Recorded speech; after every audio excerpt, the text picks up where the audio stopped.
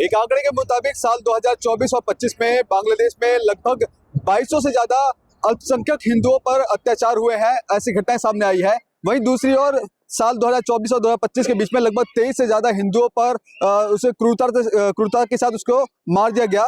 तमाम हमारे साथ लोग मौजूद हैं, उनसे हम जानने की कोशिश करेंगे, क्योंकि जिस तरह से लगातार बांग्लादेश पर हिंदुओं पर अत्याचार हो रहे हैं, भारत सरकार को क्या कुछ अहम कदम उठाना चाहिए, किस तरह देखते हैं इस घटनाओं को लगातार बांग्लादेश में हो रही है। देखिए, जो हिंदुओं के खिलाफ तो लगभग हर जगह ही होता है, और जो हमारी सरकार कर रही है वो ठीक है जितना कर रही है, लेकिन उससे जब तक ज्यादा आगे नहीं बढ़ेंगे हम उस पर विजय नहीं प्राप्त कर सकते, क्योंकि जब तक उसको हम सैनिक क्षमता नहीं दिखाएंगे अपनी, या राजनीतिक या अंतर्राष्ट्रीय दबाव जब तक उन पर पड़ेगा, जब तक ये करते रहेंगे।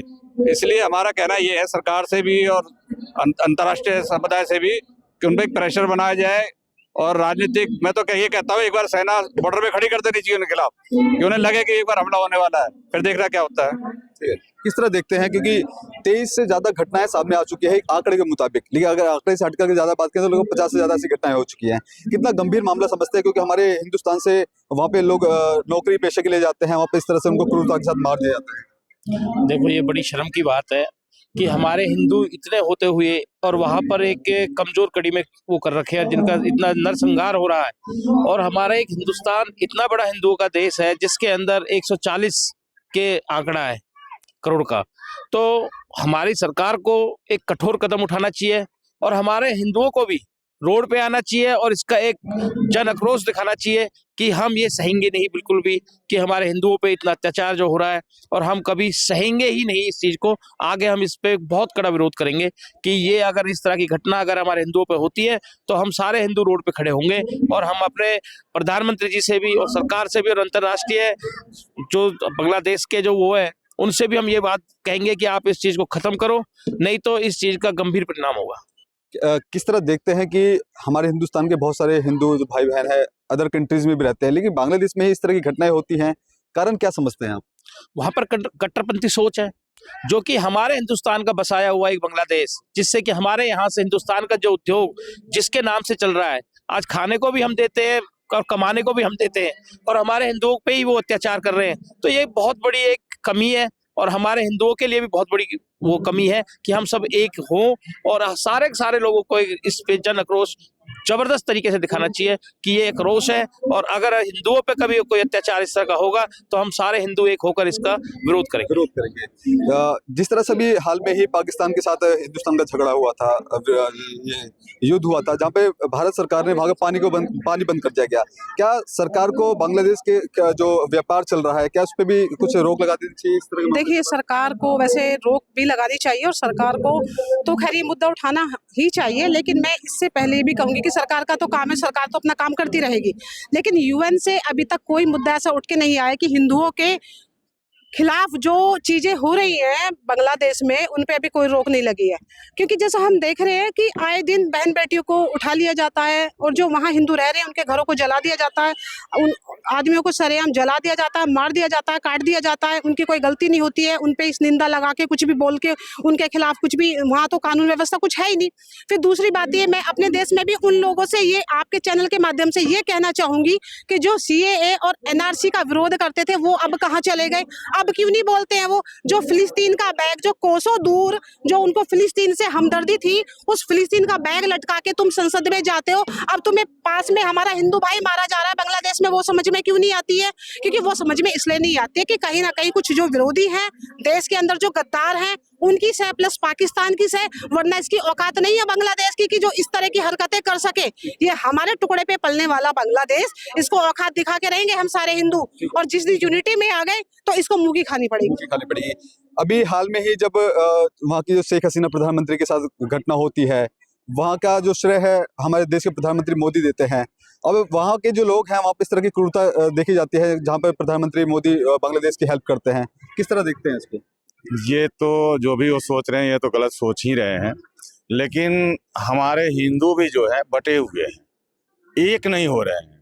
जिस दिन हम एक हो जाएंगे, उनकी मजाल नहीं है कि हमारे ऊपर वो आंख दिखा पाएंगे। हमें एक होना होगा, एक होंगे तभी हम बचेंगे, नहीं तो बटेंगे तो कटेंगे। कैसे होंगे हिंदू एक? सर एक होंगे जब हम जाति पाति का अपना नारा खत्म करेंगे।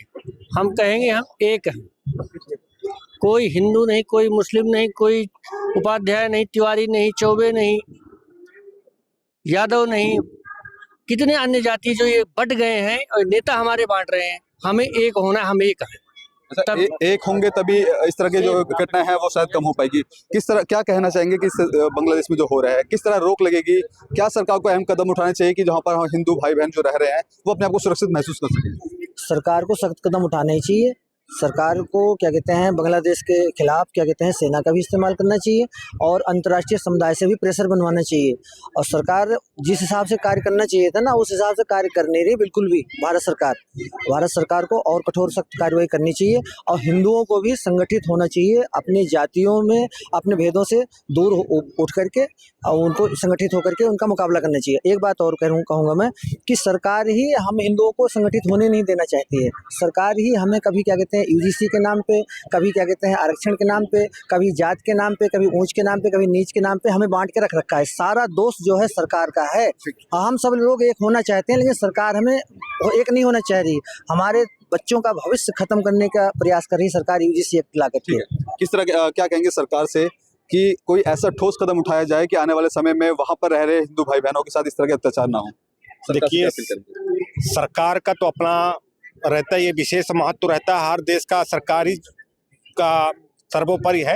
लेकिन जो शेख हसीना के कार्यकाल से 2024 में शेख हसीना का इस्तीफा हुआ था, उसके बाद से शेख हसीना के बाद से जो यूनिस खान आए तब से अत्याचार बहुत बढ़ा और खासतौर से हिंदुओं को घर पे परिवार पे पूजा 152 जो हमारे हिंदू के पूजा स्थल है, मंदिर है, उनको क्षतिग्रस्त किया गया, तोड़ा गया, खासतौर से निशाना बनाया गया इस धर्म बदल के, और उनके घर में बम फोड़ा गया, उनके हत्याएं की गई, जघन्य अपराध किया गया। लेकिन सरकार गंभीर नहीं हो, अंतर्राष्ट्रीय दबाव भी बना लेकिन कोई फायदा नहीं हुआ अभी तक। अभी भी वही चल रहा है, लेकिन ये निरंतर चलता रही रहे। सरकार से क्या मांग करते हैं? सरकार से ये मांग करते हैं कि सरकार एक्टिव हो, हिंदुओं को घर बचाए, हमारे जो धार्मिक स्थल है उनकी सुरक्षा दे, तभी बच पाएगा। यदि बांटेगी तो और भी जात धर्म उसमें बांटेगा तो बटना ही है। लेकिन सुरक्षा की दृष्टिकोण से हमारे हिंदू स्थलों को सुरक्षित किया जाए। क्या कहेंगे? हमारा कहना है कि देश को तो एकजुट होना ही होना पड़ेगा। देश के साथ साथ हमारे जो व्यापार है उनके साथ में उन पर भी रोक लगानी पड़ेगी। जो हम उनको दे रहे हैं संरक्षण, जिस प्रकार से वो सारे बंधन तोड़ने पड़ेंगे, जिस प्रकार से उनको कमज़ोर करना पड़ेगा, तभी हम उनसे जीत सकते हैं।